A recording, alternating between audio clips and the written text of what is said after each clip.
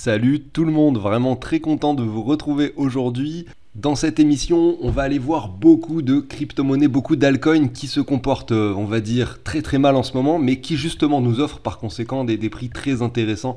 Regardez, hein, c'est ici le graphique de l'altcoin dominance. Donc là, grâce à ce simple graphique que vous avez sous les yeux, on peut simplement savoir comment se comportent les altcoins. Et clairement, ils se comportent très mal depuis le mois de novembre 2022. En plus de ça, on est sur la zone de survente et la dernière fois que c'est arrivé, c'était un bottom.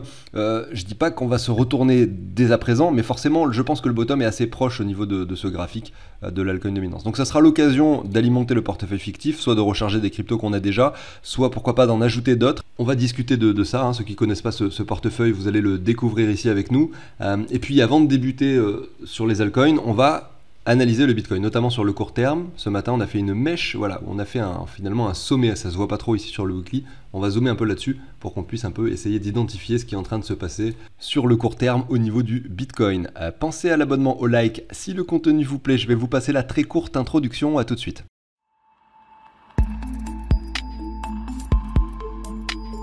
Allez, on est parti. Tu vas voir pendant cette émission, je vais parler du portefeuille fictif et donc tu vas voir un peu ce tableau que tu as sous les yeux, qui est mon outil principal de travail pour mon argent personnel et aussi sur la chaîne YouTube avec ce portefeuille fictif, puisque c'est comme ça que je prends mes décisions. Simplement, je connais grâce directement à cet outil exactement comment mon portefeuille est réparti en stablecoin crypto, en Bitcoin altcoin. Je sais finalement combien j'ai d'argent sur chaque plateforme. Par exemple, si je vois que sur MetaMask j'ai beaucoup plus d'argent que sur la Ledger, je me dis il y a un problème, il faut que je rééquilibre les choses. Tu vois, donc c'est comme ça que ça marche, puis le prix des cryptos est récupéré en temps réel, donc du coup tu sais exactement où t'en es, combien tu es en train de gagner, etc. Ça peut t'aider pour les déclarations d'impôts. C'est un outil que je partage pour franchement un montant dérisoire pour l'instant. Vraiment, hein, si tu veux en savoir plus, je te mets la petite mission que j'ai conçue pour ça, où j'explique vraiment en détail comment fonctionne cet outil. Je la mets ici en haut à droite dans la petite notification et aussi dans la description sous cette vidéo. Allez, c'est parti, on débute l'émission avec le Bitcoin. Déjà, il y a une chose qui est très importante, que l'on voit directement sur ce graphique, et qui nous fait dire que c'est logique, en fait, qu'on n'arrive pas à casser ce niveau de résistance comme ça si facilement, en fait. Vous voyez, ça fait 2 semaines, 3 semaines qu'on jongle dessus. Là, je suis en weekly. Maintenant, regardez, je passe en daily. Vous allez voir, c'est assez amusant. Je vais zoomer un peu là-dessus. Vous voyez, toutes ces mèches, une mèche, 2, 3, 4, 5. On est sur 5 mèches, finalement, en l'espace de 2 semaines. Donc des mèches journalières qui n'arrivent pas à casser ce niveau des 31 000 en fait. Hein. Dès qu'on arrive au-dessus des 31 000, bim, on repasse en dessous directement. Donc c'est très difficile, on voit, pour le marché d'aller casser ce point de résistance. Et la raison à ça est quand même assez évidente en fait quand on voit le graphique plus long terme. Je vais quand même repasser sur du 4 heures pour qu'on puisse le visionner aussi sur le 4 heures, cette histoire de 31 000. Donc cette ligne-là, elle est placée à 31 080. Voilà, je peux la mettre sur les 80, sur les 31 000 pile poil. Finalement, vous allez voir que ça ne change pas grand-chose, je pense. Voilà. Vous voyez qu'on a cassé les 31 000 à cet endroit-là. Ici, sur cette mèche, on les a touchés également ici. Là, on les a cassés à 2 reprises. Là, on passe au-dessus pour réintégrer la zone en dessous. Là, ce matin, on fait un sommet. Là, c'est un nouveau sommet ce matin, au 31 500 également. Mais finalement, bim, grosse bougie rouge qui s'enchaîne. Pourquoi est-ce que le cours résiste autant? Regardez en weekly, c'est très simple. On a simplement un point de résistance qui est extrême ici. Le marché a jonglé au-dessus de cette zone, tout simplement pendant... Alors, on peut regarder avec la règle pour être assez précis. Voilà, 70 bars, on va arrondir à 70. Maintenant, si je prends ce niveau-là et le niveau actuel, on est à 60 bars. Ça veut dire que potentiellement... Alors, est-ce qu'on va casser cette ligne dans 10 semaines? Bon, ça serait beaucoup trop beau finalement que ça arrive, que ça se passe de cette façon. On fait 70 semaines avant de casser par le bas, 70 avant de casser par le haut. C'est jamais si simple, mais voilà, c'est intéressant à constater ce phénomène. Et généralement, on observe que le Bitcoin suit quand même des jolis cycles de temporalité. Donc ça pourrait coller. Maintenant, à voir que généralement, cette ligne, en plus qui est une forte ligne de résistance, ne sera peut-être pas cassée du premier coup. On a fait un rebond dessus, 2 rebonds. Si jamais, par exemple, vous voyez le Bitcoin sur le plus court terme qui retourne, on va dire, par ici vers les 26 000, voire peut-être même les 25 et qui ensuite vient chercher à nouveau cette ligne, à ce moment-là, il y aura peut-être une forte chance de la casser, plus qu'actuellement, parce que il faut savoir qu'à chaque fois qu'on vient chercher ces 31 000, eh bien, on liquide des positions. Enfin, en tout cas, il y a des personnes qui revendent leur Bitcoin. Et c'est ça le problème, en fait. C'est ça qui fait en sorte que le cours ne monte pas plus haut. On ressent le fait qu'il y a beaucoup d'acheteurs, du fait que le Bitcoin pousse à chaque fois sur ce point des 31 000, Mais il y a finalement, sur ce niveau des 31 000 précis, plus de vendeurs que d'acheteurs. À chaque fois, les vendeurs sont plus présents que les acheteurs, raison pour laquelle on rebondit par le bas. Mais lorsque tous les vendeurs auront finalement vendu leur Bitcoin et qu'il n'y aura peut-être par conséquent plus que des acheteurs, ben on sera prêt à casser cette ligne par le haut. Et c'est pour ça que généralement, quand vous avez une ligne de résistance qui est testée une fois, qu'on voit que la pression acheteuse, vous voyez, ça redescend pas, 2 fois, la pression acheteuse est très forte, ça redescend pas, 3 fois, 4 fois, ben, au bout d'un moment, ça cède en fait. Et c'est pour ça qu'en fait, c'est dans ce raisonnement-là qu'on dit que les triangles rectangles sont généralement cassés par leur ligne horizontale. C'est parce que ça prouve qu'on vient chercher, bim, à de nombreuses reprises, une ligne où peut-être qu'il y a un mec qui possède, j'en sais rien, je dis n'importe quoi, 10 000 bitcoins, et à chaque fois, bah, lui, il veut les revendre à 31 000, bim, à chaque fois qu'on vient chercher ce niveau, il les revend, mais à un moment donné, ça casse. Bon, là, évidemment, c'est beaucoup trop tôt, en tout cas sur le graphique weekly, on n'a pas de triangle rectangle. En revanche, si je repasse, on va peut-être zoomer, c'est ce que je voulais faire à la base, sur le 4 heures. Eh ben on n'a pas vraiment non plus de triangle rectangle, mais on sent que la pression acheteuse est bien présente parce que si en fait concrètement on a quelque chose, d'intéressant. On voit que les boules quand même se manifestent de façon extrême. Alors on a cette ligne de résistance qui prend les deux clôtures ici du 23 juin, également du 23 juillet, donc un mois d'écart pile poil d'ailleurs entre ces deux clôtures. Sauf que là, on est potentiellement, regardez, avec cette bougie, pendant que je suis en train de vous parler, je m'en aperçois même pas, mais le Bitcoin est en train de chuter pour passer en dessous de la barre des 30 000. Mais concrètement, ce qui va être très très intéressant d'observer ici, c'est, là, il est 16h43, peut-être que quand vous allez visionner cette vidéo, cette bougie sera déjà clôturée, mais en tout cas, cette bougie 4 heures, là, c'est très intéressant de voir si elle clôture à l'endroit où elle est actuellement, ou si finalement elle clôture au-dessus. On voit que là on a eu la frayeur, également ici, c'est pas la première fois, c'est la 3e ou 4e fois qu'on a cette frayeur, mais finalement on réintègre le canal haussier. Vous voyez ce canal haussier avec la diagonale que j'ai tracée. Donc tant qu'on reste dans ce contexte, qu'on ne clôture pas en dessous de cette ligne de tendance haussière que j'ai dessinée, bon, on a peur que ça se produise, en fait c'est ça, le marché il est composé de peur, c'est-à-dire que là en ce moment, on peut vraiment se poser la question de si ça va pas arriver. Mais il suffit en fait que le cours réintègre les 30 400, pour que finalement on clôture au-dessus. Donc vous voyez, tout peut arriver. Et bien tant qu'on reste en dessus, on peut supposer que là, la cassure peut être très proche. Si maintenant on voit que dans 4 heures, là on clôture par ici, j'en sais rien, au 29 700, là ça sentira quand même un début de tendance baissière court terme s'amorcer, qui peut nous ramener sans problème. Voilà, après il faut dézoomer, il faut faire son analyse après. On a ce gros range qui est dessiné là. La ligne du bas, je vais me remettre en daily pour que vous puissiez la visionner. Ça représente ces deux sommets là, vous voyez, ces deux sommets là. C'est une ligne qu'on peut venir chercher de nouveau. Mais avant de toucher cette ligne, on a des niveaux importants qui sont donc du coup, dans un premier temps les 28 900. Voilà, qu'on peut venir chercher dans quasiment les 29 000, et la ZR entre les 27 400 et les 26 300 pour le Bitcoin. Ça, c'est les premiers niveaux qui seront atteints si vraiment ce soir on clôture en dessous de cette ligne. Et ça sera peut-être pas atteint là demain ou après-demain, mais en tout cas très prochainement. À ce moment-là, je pense que si on revient par là, je sais pas où est-ce qu'il en est le Fear and Greed. Le crypto Fear and Greed, on va regarder ça ensemble.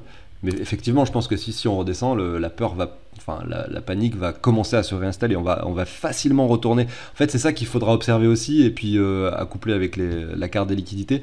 Mais concrètement, si on a un Bitcoin qui revient dans cette ZR entre les 27 et les 26 000, ce qui reste un niveau assez haut en fait pour le Bitcoin, et qu'en parallèle on voit que le Fear and Greed dégonfle très rapidement, c'est-à-dire que la peur s'installe très, très vite, eh bien ça peut être positif pour le marché. Ça veut dire que derrière on peut simplement faire l'inverse, aller chercher des niveaux supérieurs. Bon voilà, en tout cas grosso modo ce qu'il faut retenir, conclusion pour le Bitcoin, pour finir avec le Bitcoin maintenant, soit on arrive très rapidement à percer ce point de résistance, à ce moment-là on a les 36 et après on a des niveaux plus hauts dont je ne vais pas forcément parler aujourd'hui qui nous attendent, et soit on casse cette ligne très court terme là en 4 heures, a priori on revient sur les 38,2 au minimum aux 29 000, voire entre les 27 et les 26, et on attend de voir ce qui se passe après dans cette zone. Soit on vient chercher finalement cette ligne, du coup maintenant c'est une ligne de support, on peut même légèrement la casser par le bas. À ce moment-là, voilà, si on vraiment vient casser cette ligne de support par le bas, c'est-à-dire les 25 000, et bien à ce moment-là, il va falloir probablement décharger. Lorsqu'on retournera, si ça arrive, mais c'est souvent comme ça, le marché ne va jamais que dans un seul sens, dans la ZR. C'est-à-dire que là, je vais vous redessiner ça plus proprement. On prend grosso modo, on va dire que le Bitcoin redescend par ici, c'est-à-dire vers les 24 000. Voilà, on a Bitcoin qui fait cela, bim. On attend de retourner dans cette ZR entre les 28 000, par exemple, si c'est les 29 800. C'est là où on décharge ces bitcoins, on récupère un peu des stables, etc. Parce qu'à ce moment-là, il y aura a priori un gros risque de chute. Pourquoi? Parce que là on aura fait un point plus bas que le précédent et que derrière, ben voilà, il suffit qu'il y ait un M qui se confirme pour que ce soit terminé. Même si l'incertitude sera toujours présente, le marché pourrait nous prendre à contre-courant et monter quand même chercher des niveaux supérieurs, mais le risque sera beaucoup plus important pour nous de garder des bitcoins. Donc on en parlera sur la chaîne si ça arrive. Je continue maintenant avec les altcoins. On va regarder des YDX pour commencer. On va faire pas mal aujourd'hui. Regardez, il y a une grosse liste. Je pense que je vais en passer une dizaine. Par rapport au Bitcoin, par rapport au dollar. Le contexte, on peut le regarder, histoire de se faire une idée. On voit que les altcoins chutent depuis le 21 novembre. Donc ici, si vous avez... Allez, on va se mettre en novembre. C'était ici. Les altcoins, l'altcoin dominant chute depuis ce point-là. On voit que DYDX a été à contre-courant des autres altcoins, on va dire au mois de janvier. Ça va être intéressant de l'observer pour chaque analyse que l'on fait. Et que derrière, finalement, il a suivi le reste, hein, c'est-à-dire qu'on est revenu chercher ce point de support, et en fait même on le casse par le bas, donc on casse le canal par le bas. Et derrière, maintenant, le dernier point de support pour DYDX par rapport au Bitcoin à tenir, c'est celui-ci, c'est le bottom, hein, clairement, parce que bon... on a cassé les précédents niveaux, c'est-à-dire par rapport au niveau actuel, environ 23%. Donc je sais pas combien il est par rapport au dollar, on va regarder, non, j'ai mal dessiné, c'est pas 23%, je suis dessus, ouais, 25. Donc si on le regarde par rapport au dollar par exemple, voilà, on a un prix des 1,83, donc si on a 10%, ça fait donc 18 centimes, donc allez, on peut voir le prix chuter de 36 centimes sans aucun problème, avec un graphique qui est toujours viable par rapport au Bitcoin, sans faire de nouveau plus bas, bien sûr. Donc là, vous voyez que cette petite poussée dont je parlais de début d'année, où il a été à contre-courant, en fait ça a traduit un sommet ici par rapport au dollar, puisqu'il est venu chercher les 3,70. Pour retracer, aujourd'hui on est sur les 1,80, donc il nous offre finalement un prix 2 fois plus faible qu'il y a quelques semaines. En l'occurrence, c'est un projet que j'ai vraiment pourquoi pas envie de... sur lequel j'ai pourquoi pas envie d'investir. Je pense pas qu'on en ait dans le portefeuille fictif. Je vais faire la petite recherche DYDX. Ah si, on en a déjà 240, on en a déjà 2%, donc ça va pas être forcément, mais sur mon portefeuille perso, je sais que j'en ai pas, et donc ça m'intéresse effectivement. Maintenant, là, si je prends un Fibo, voyons voir un peu ce que ça donne par rapport au dollar. Ouais, on est venu chercher le bas de la ZR, on jongle encore à l'intérieur. Donc concrètement, le prix des 1,80 pour un palier d'achat, c'est tout à fait honorable, hein. C'est vraiment tout à fait honorable. On en a suffisamment dans le portefeuille fictif, donc on ne va pas forcément investir dessus aujourd'hui. Je continue avec Casper. Voilà, je vais un peu les passer au pif aujourd'hui. Enfin, je dis au pif, mais j'ai quand même ma liste, hein. Je les ai sélectionnés bien sûr avant, hein. Toutes les cryptos qui sont ici m'intéressent. Casper ici par rapport au dollar, le plus bas ici c'était en juin 2022. Donc ouais, je vais commencer comme d'habitude avec les graphiques par rapport au Bitcoin. On sait que l'altcoin dominance chute depuis le mois de novembre. Qu'est-ce qui se passe sur Casper depuis novembre? Octobre, novembre, ici. Plutôt résilient finalement, hein. Après voilà, là on est sur l'altcoin dominance, on va observer quelque chose. On va faire ce travail parce que c'est intéressant. Là c'était le 21 novembre, le point haut. Alors, je pourrais prendre l'altcoin dominance avec l'Ether, mais en fait c'est plutôt intéressant de le prendre sans l'Ether. Ouais, je vais prendre celui-là. J'avais dit 21 novembre, par rapport au cours actuel, au prix actuel, on est à moins 44%. Je prends sur Casper, alors la bougie du 21 novembre, on a dit, hop, pour le coup c'est une bougie verte, je prends le haut du coup de la bougie, et le niveau actuel, on est à moins 35. Donc on voit que Casper fait partie des cryptos qui ont été résilientes. Elle a plus performé que la majorité des cryptos, à hauteur de 10%, puisque 44 c'est la moyenne. Mais cette moyenne, elle est calculée par rapport aux capitalisations aussi. Mais bon, bref. Vous voyez qu'au final, sur ce graphique, ça montre une très grosse jambe baissière, alors que sur Casper, ça montre pas grand-chose, parce qu'il était beaucoup plus volatile avant Casper. Voilà, c'est ce qu'il faut comprendre en fait. Bon, tout ça pour dire, grosso modo, que Casper, depuis le mois de novembre, est également en tendance baissière, mais qu'on observe cette résilience assez importante, d'autant plus que le point bas, il avait bien été atteint en juin, et que, contrairement à plein d'autres altcoins, en l'occurrence ici, j'en ai passé 2 qui sont résilientes, hein, DYDX et Casper, eh bien on est quand même assez loin du plus bas de juin dernier. Si on prend les niveaux actuels et le plus bas, on est quand même à 28%. Malgré tout, on a l'impression de s'enfoncer ici, on est sur un double bottom assez précis à cet endroit-là, donc c'est assez dangereux, ça semble assez dangereux, on a l'impression que ces 20% supplémentaires peuvent intervenir à n'importe quel moment. Enfin, surtout si l'altcoin dominance continue de chuter finalement, ça c'est très difficile à prédire, évidemment. Maintenant, l'autre chose intéressante sur Casper BTC, si on prend un Fibo qui récupère ce mouvement, eh bien on est sur les 78,6. Ça c'est cool, mais on les a déjà touchés une fois, on a rebondi dessus. Et en fait, ce que je vous montrais tout à l'heure sur le Bitcoin en vous disant, on a un graphique comme ça à peu près qui fait ça, un très léger plus haut actuellement sur les 31 000. Et ce que je veux pas voir, c'est ça. C'est quelque chose qui nous fait un plus bas. Même si là on a un plus haut, j'ai pas envie de voir un plus bas ici parce que derrière ça me fait peur. Sur le fait qu'il puisse y avoir un M. Bah là c'est similaire, vous voyez, on fait un plus haut ici, un plus bas qui est moins bas que le précédent. Mais là on a du mal à aller percer les niveaux suivants, et même là on dessine un plus bas que celui-ci, donc le graphique est moche concrètement, on va pas se mentir, sauf que voilà, il y a beaucoup de bougies rouges, on a beaucoup chuté, donc mettre des paliers quand même d'investissement c'est intéressant, puisque on sait qu'on n'arrivera jamais à localiser le bottom, et partant de ce principe, vu qu'on ne sait pas localiser les points bas, eh bien, il vaut mieux investir par palier sur plusieurs niveaux. Par rapport au dollar, on est sur les 3 centimes, 3,7, on a touché tout de même les 6, donc le cours du Casper a divisé par 2 ces dernières semaines, et si je prends cette ligne de tendance, voilà, on a quand même toujours cet espoir de venir rebondir dessus aux alentours des 3 centimes, donc la baisse peut bien sûr continuer, on voit que ça représente à peu près le bas de la ZR ici, mais concrètement le graphique est très joli, et c'est une crypto qui malgré tout reste plus résiliente que d'autres. Je continue, alors on va continuer avec les cryptos résilientes, j'ai envie de vous passer celle-ci, Change. Alors ils ont eu un gros problème sur la plateforme, j'avais fait une vidéo tutoriel pour vous montrer comment faire pour farmer jusqu'à du 22% sur l'Ether, et quelques jours après ils ont eu un problème, il y avait 2 types de comptes sur Change, Finance, protocole décentralisé qui est utilisable sur téléphone, ils ont un type de compte débutant, un type de compte expert, et le type de compte débutant en fait ils ont vos clés privées, c'est eux qui les stockent dans leur serveur. Il y a beaucoup de projets qui font ça, ça permet d'attirer plus de monde. Les gens qui ne connaissent pas et qui n'ont pas envie de stocker des clés ou des mots chez eux, etc., ils peuvent faire appel simplement au serveur de l'entreprise, simplement, et puis voilà, pas trop se prendre la tête. Sauf que il y a eu un hack, ils se sont fait, on va dire, il y a eu un problème de sécurité sur leur serveur, avec tous les comptes finalement qui étaient stockés chez eux, débutants. J'avais un compte débutant chez eux parce que j'ai pas pris le temps en plus de le faire en mode expert, sauf que récemment j'ai rajouté beaucoup d'argent sur Change et donc j'étais un petit peu en panique pendant 2-3 jours, mais bon, ça s'est très très bien passé, ils n'ont pas eu de fonds volés, et par la suite il fallait créer un compte expert et ils ont tout balancé sur le compte expert. Donc maintenant j'ai finalement récupéré des mots, les 24 mots ou les 12 mots, je sais même plus, pour Change, et ça a impliqué ça en fait, voilà, sur le cours du CHNG, voilà ce qu'on a eu pendant cet épisode, c'est-à-dire cette bougie rouge, qui finalement, sur le long terme, on voit un graphique tout à fait intéressant malgré tout. Parce que là, on était en juin 2022, et en fait, le change n'a fait que évoluer à la hausse, jusqu'à ce que malheureusement, on ait une sorte de... Vous voyez, on a quand même, on aurait pu continuer dans cette perspective, mais le contexte quand même pas si optimal dans les cryptos. On vient casser cette ligne par le bas, ça ne remet pas en cause le mouvement global, mais malgré tout, voilà, c'est intéressant peut-être pour ceux qui justement souhaiteraient investir sur ce token, que je ne conseille pas du tout à l'achat, puisque c'est le genre de token que vous pouvez avoir en farmant, c'est-à-dire en déposant des cryptos sur Change Finance. On a le prix des 7,6 au 5,6 qui nous attend un petit peu plus bas.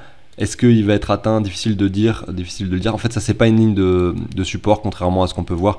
On a simplement 2 touchettes. 2 touchettes, ça suffit pas. Il suffit de la casser, là, vous voyez, par le bas, pour dire qu'en fait cette ligne, vous voyez, elle est comme ça. Donc en fait, il y a pas de, c'est pas une ligne de support. Donc je l'enlève. Le cours peut très bien aller chercher des niveaux inférieurs.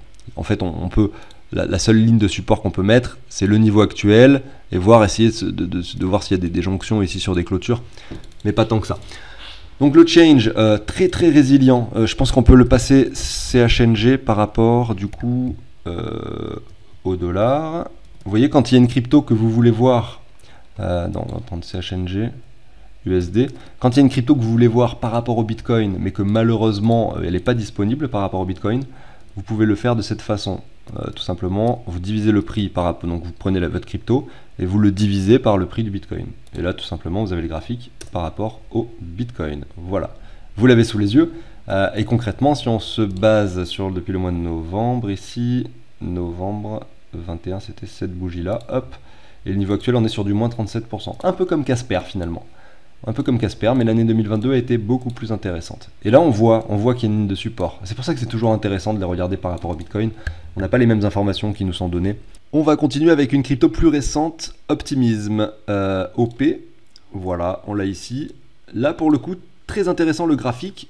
C'est une crypto récente, donc malheureusement, on n'a pas beaucoup d'historique pour prendre des décisions. C'est un peu ça qui m'embête. Est-ce qu'on en a dans le portefeuille fictif? OP. Non, il n'y a pas. Est-ce que justement on va pouvoir l'ajouter peut-être? Est-ce que ce graphique va m'intéresser? Je ne sais pas encore. Je regarde un peu ça, j'ai cette ligne de résistance qui malheureusement semble avoir cassé par le bas. On va regarder un peu ce que ça donne sur le graphique par rapport au Bitcoin. On voit que OP, donc Optimism, la crypto a beaucoup retracé depuis le mois de février. Donc il y a eu, et vous voyez, c'était le cas de DYDX que je vous ai passé tout à l'heure, mais c'est vrai que si on regarde par rapport au mois de novembre, on est sur du moins 26%, alors que l'algo dominance a chuté de 44%. Mais en fait, on a eu cette espèce d'euphorie sur les layers 2, là, en ce début d'année, notamment avec en plus l'airdrop de Arbitrum, etc. Donc ça doit jouer aussi sur cette petite explosion là entre le mois de janvier et le mois de février. Donc concrètement, c'est vrai que là, c'est assez inquiétant comme graphique parce qu'on a certes une sorte de tendance haussière qui se dessine, mais là, la chute est un peu trop violente. Est-ce qu'on va, en fait, c'est la question, c'est est-ce qu'on va tenir ce point de résistance? Vu qu'on n'a pas la réponse à cette question, et vu que quand même, Optimism a retracé ici de 70%, et que en plus de ça, on va regarder un peu combien elle est en capitalisation. Voilà, elle est classée 55e. On parle quand même d'un gros projet. Il y a beaucoup de DApps qui sont construites sur Optimism. Donc je pense que ça peut valoir le coup d'en ajouter une petite portion dans notre portefeuille fictif. Donc je me le garde en mémoire, je vais le rentrer ici, OP.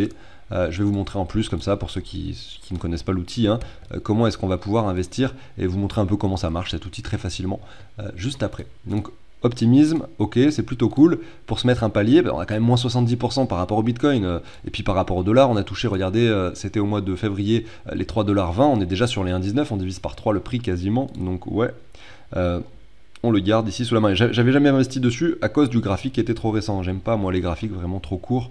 J'aime bien un peu plus d'historique. Bon, après, c'est vrai que sans souci, sans trop de problèmes, on peut le voir, Optimism, aller chercher finalement un point plus bas que celui-là, faire un all-time low, c'est sans aucun souci. Et c'est ça qui est un peu embêtant aussi sur ces nouveaux graphiques, c'est qu'on n'a pas de niveau où on se dit, voilà, là, il y a un point de résistance, etc., de support, on sait pas trop, ça peut chuter, puis on sait pas trop à quel moment acheter. Donc après, lisser toutes les semaines, c'est peut-être la meilleure solution dans ces cas-là, évidemment, mais ça demande plus de boulot et plus d'entretien sur son portefeuille. Alors là, je retrouve plus mes cryptos. Qu'est-ce qu'on va regarder maintenant? On va les faire un peu rapidement pour terminer. On a Agix, regardez, qui a beaucoup chuté. Donc là, on était en février, en juin. Évidemment, ça fait partie des cryptos qui ont limité la casse sur la chute de l'algo dominance, parce que si on reprend le mois de novembre, on était plutôt par ici. Vous voyez, donc ça a augmenté. Enfin, évidemment, il y a une euphorie telle sur ce genre de token de l'intelligence artificielle que derrière, les performances ont été énormes. On peut reprendre un Fibo qui récupère toute la hausse. On revient dans la ZR sur les 78,6, mais ça reste un bon niveau pour peut-être un premier investissement, mais je ne vais pas le faire pour le portefeuille fictif, parce que pour moi, effectivement, cette chute est bien sûr trop violente. Il n'y a pas de signe de reprise. C'est ça aussi qu'on aimerait voir, en tout cas que moi j'aimerais voir sur Agix pour investir, évidemment. Même si là on est sur les 23 centimes que l'ATH et sur les 67, vous voyez qu'entre les 23, et ça je le répète souvent, mais je vais encore le dire de nouveau, entre les 23 et les 67, vous avez 185%, ce qui fait x 2,8 pour être précis. Et le token, vous voyez qu'en fait, entre son niveau ici du mois de janvier et le niveau actuel, il y a déjà rien que là, x 4,8, donc déjà 2 fois plus. Et en fait, voilà, la performance ici était de 1300%, donc de x 14. Donc c'est pas très intéressant en fait, les prix actuels. Même si on retourne en fait sur les sommets précédents, ça reste toujours pas forcément hyper intéressant en termes de plus-value, même si le retracement est quand même important. Et bien sûr, des fois, les prix ne reviennent jamais sur des niveaux inférieurs, en tout cas pour les projets qui s'imposent sur le marché crypto. Est-ce que ça sera le cas de Agix? Je suis pas forcément sûr. Je continue avec Mina. Mina qui vraiment a fait parler de lui et qui d'ailleurs m'a intéressé à ce moment-là, pendant cette euphorie. Évidemment, j'ai pas acheté, j'achète pas les bougies vertes, et qui retrace par la suite, vous voyez, et qui nous a offert un point. Et c'est là où je vais pouvoir faire le comparatif avec les autres analyses que je vous ai fait précédemment, les autres cryptos que je vous ai passées. Là, on est sur une crypto, Mina, qui est en chute libre. C'est pas du tout le cas de toutes celles que je vous ai passées avant. Et vous avez, regardez, ce point-là qui a été touché précisément en avril, qui était un fort point, un très joli niveau pour investir sur Mina. C'était un très joli niveau parce que c'était un niveau où on pouvait bien sûr rebondir. C'est ça quand on fait de l'analyse graphique, bien sûr on spécule, on pense que là on a un bon niveau, enfin en tout cas on est sûr que là on a un bon niveau de support et que donc ça peut rebondir. Bien sûr, ça se passe pas de la bonne façon, ça continue de chuter, finalement l'effondrement est tel que en fait la chute ne ralentit jamais, on vient chercher un plus bas. Et maintenant, regardez, on est en zone de survente, etc. Donc on peut se tromper, et c'est pour ça qu'on diversifie, etc. Maintenant, Mina, aujourd'hui, quand je vois ce graphique, ben, j'ai beaucoup moins envie d'en acheter que quand on était ici, où on avait encore cet espoir. Là, j'ai du mal à essayer de comprendre, d'imaginer où peut se trouver le bottom sur Mina. Peut-être que c'est maintenant, mais j'attendrai de voir s'il n'y a pas un W qui se produit, qui se confirme, pour vraiment m'en assurer, quoi. Maintenant, si je regarde Mina par rapport au dollar, vous voyez que c'est moins pertinent. C'est pour ça que, je le répète encore, par rapport au Bitcoin, c'est beaucoup plus intéressant. Par rapport au dollar, vous voyez qu'on a l'impression que voilà, la tendance ralentit. Là, on fait un nouveau plus haut, on a une sorte de canal qu'on ne sait pas trop définir, en tout cas en expansion, mais qui, clairement, voilà, on ne sait pas trop vraiment où, dans quel sens ça va aller. Hein. On peut très bien, vous voyez, on a une grande marge de volatilité sur ce canal. Donc, c'est vrai que le prix est assez attractif actuellement, mais le graphique par rapport au Bitcoin ne me donne pas, personnellement, en tout cas, envie d'investir sur Mina. Je regarde maintenant le GRT. The Graph, GRT par rapport au dollar, on est sur les 11 centimes, on a touché les 22, on va d'abord le regarder par rapport au Bitcoin. Donc vous voyez, on est sur les 11 centimes, on a touché les 22, on a déjà eu 50% de baisse. Hein. Et par rapport au Bitcoin, on a touché ici quand même un niveau très important. Et là, on n'est pas sur un nouveau plus bas, et le plus bas date de décembre. Et c'est intéressant de constater que du coup, le 21 novembre, c'était ici. Voilà, finalement, ce token n'a pas contribué à la chute de l'alcool dominance de ce début d'année, puisqu'on est à peu près sur des niveaux similaires. En fait, et c'est ça qu'il faut comprendre, je vous ai mis que des cryptos qui se sont quand même assez bien comportés. Bon, pas toutes, hein, la preuve avec celle que je vous ai passée juste avant, Mina par exemple, mais la plupart quand même se comportent bien. Si vous allez voir les grosses cryptos, hein, je parle ici de Link, de Solana, de Atom, de Avax, de toutes ces cryptos qui sont dans le top 20, dans le top 30, le BNB, vous pouvez voir je sais pas moi, c'est pas le cas de toutes, mais il y en a beaucoup qui font des nouveaux plus bas par rapport au Bitcoin et qui ont des graphiques assez bearish qui en fait matérialise quelque chose qui effectivement en fait prouve et engendre cette chute de l'alcool dominance. Le Atom aussi également d'ailleurs, mais il y en a certaines qui résistent mieux que d'autres, et c'est le cas par exemple aussi de GRT. En fait c'est parce qu'il y en a beaucoup qui ont eu leur performance là en janvier-février. Il y a une sorte de mini alt-season qui s'est produit en janvier-février pour quelques cryptos, mais en fait janvier-février, si je regarde ici sur l'alcool dominance, ça n'a pas traduit grand chose en fait. Et pourquoi ça n'a pas traduit grand chose? Eh bien parce que ça ne représente pas une capitalisation très importante par rapport au reste des cryptos, celles qui ont performé. Si je me prends ici en janvier, voilà, c'était cette petite phase d'accumulation qui s'était traduite par une alt-season pour certaines cryptos, en l'occurrence celles qui concernent l'intelligence artificielle. Je suis pas sûr, mais peut-être que c'est le cas de The Graph. C'est pour ça qu'aussi on a vu cette performance là aussi. Mais voilà, c'était le petit message comme ça au passage. Regardons maintenant BGB, le token d'ailleurs de Bybit qui est partenaire de cette chaîne. En l'occurrence, vous avez le lien dans la description si vous voulez l'utiliser, vous allez avoir pas mal d'avantages sur la plateforme Bybit qui propose pas mal de cryptos tout de même et que j'utilise depuis pas si longtemps que ça, je dois l'avouer, mais que j'utilise et qui est assez intéressante. C'est la plateforme sur laquelle on fait les trades aussi sur les contrats dérivés. Bon, ils ont un token qui a littéralement explosé ici avec cette bougie au mois de janvier 2023. Et qui en fait depuis enfin en tout cas ici on est c'est ça, depuis sa création n'a fait que performer. Regardez, on prend le bottom ici, le niveau actuel 180%, alors que là on était en juin 2022. Voilà, gros succès pour ce token qui malgré tout voit un RSI en chute, et moi honnêtement j'en ai pas acquis, en tout cas en grosse quantité du BGB. Le premier niveau où je pense que j'essaierai d'acheter du BGB ici par rapport au Bitcoin en tout cas, c'est celui-ci, ce qui nous ferait par rapport au niveau actuel une chute d'à peu près 25%.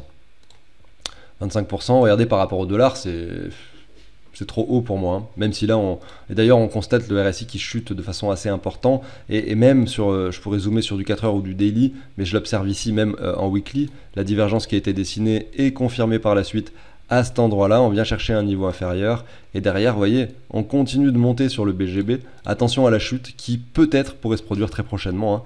Hein. Et pareil, donc le prix acceptable pour moi pour ce token serait ici aux alentours des 25-26 centimes. Si on revenait chercher cette ligne de tendance, on peut aussi le traduire, on le voit ici dans cette ZR à cet endroit-là, tout simplement pour le BGB. Voilà, je pense que je suis déjà pas mal dans l'émission. Vous voyez qu'on recharge des altcoins, mais en quantité très limitée, et je prends beaucoup de précautions dans ce que je fais avec ce portefeuille fictif. On a encore 16% de Bitcoin, c'est pas tant que ça, même si c'est pas mal, parce que en réalité, on ne sait pas quand va s'arrêter cette chute d'alcoin dominance. Peut-être qu'en fait on a trouvé un bottom, si c'est le cas, on sera content d'avoir fait tous les petits achats qu'on est en train de faire actuellement, et on en fera des plus gros quand on aura des confirmations, mais concrètement, j'ai quand même cette crainte que la chute des altcoins puisse continuer. Notamment, et ça il faut pas l'oublier, si le Bitcoin vient percer ces 31 000, 36, 40 000, voilà, si le Bitcoin monte, peut-être qu'on aura une continuation de chute sur les altcoins par rapport au Bitcoin, ce qui serait assez logique finalement. Donc on va simuler une transaction sur notre portefeuille fictif, on va ajouter de l'OP, donc tu vois en fait je vais juste ici, je marque OP, il y a son prix qui est actualisé, récupéré en temps réel, 1,20$, 1,10$, là il y a écrit SN, ça veut dire solde nul, ça veut dire attention, t'as ajouté une crypto mais t'as mis aucune quantité, donc il faut peut-être que tu mettes des quantités, sinon ça n'a pas trop d'intérêt, et du coup je vais marquer la quantité ici. Ce que je vais faire, c'est que je vais changer du coup 0,0, alors le pays il est en bas, on a un petit convertisseur ici, 0,004 Bitcoin, ce qui représente 1% de mon portefeuille, j'ai fait le calcul avant, ça fait à peu près 100 OP. Bon c'est plutôt cool, hein, ça fait un chiffre assez rond, 100,47. Donc on va mettre ici 100,47 tout simplement, et je vais soustraire à mes Bitcoins actuels par conséquent les 0,004 tout simplement. Voilà. Et de cette façon, j'ai simulé cet achat de Optimism. Vous voyez, on est passé du coup, il y avait 17% ou 16%, je sais plus, à 15% de Bitcoin. En fait, on a soustrait légèrement la quantité de Bitcoin. Je vais vérifier d'ailleurs, ça me paraît bizarre qu'il y ait 2% en moins. Je ne pense pas avoir fait d'erreur, ouais, 0,04. C'est bien ce que j'avais inscrit ici, ouais, bon, il n'y a pas d'erreur, c'est peut-être qu'on était juste à la limite avec le pourcentage supérieur. Et voilà, donc notre portefeuille est un petit peu plus diversifié qu'avant. Si chaque semaine on arrive à le diversifier un peu plus, je pense qu'on arrivera sur de bons résultats en 2024-2025, j'en suis convaincu. En attendant, moi je vous souhaite une excellente fin de journée, je vous dis à très bientôt sur la chaîne, pensez à l'abonnement, au like, comme d'habitude si le contenu vous plaît ou vous a plu, excellente journée à vous, ciao tout le monde.